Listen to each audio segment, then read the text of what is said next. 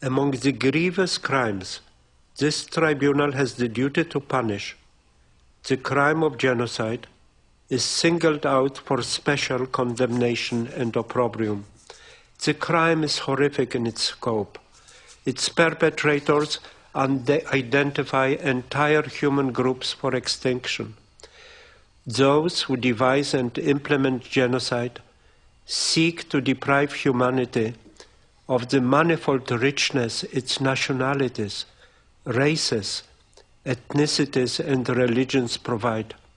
This is a crime against all of humankind, its harm being felt not only by the group targeted for destruction, but by all of humanity.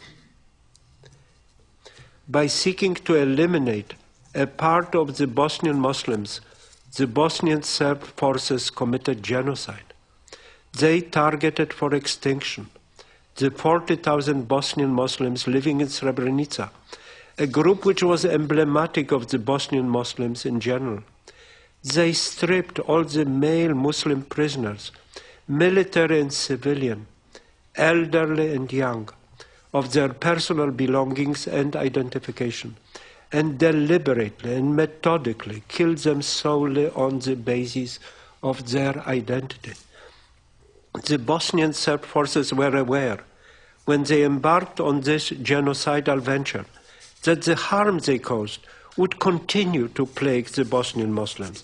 The appeals chamber states unequivocally that the law condemns, in appropriate terms, the deep and lasting injury inflicted, and calls the massacre at Srebrenica by its proper name, genocide.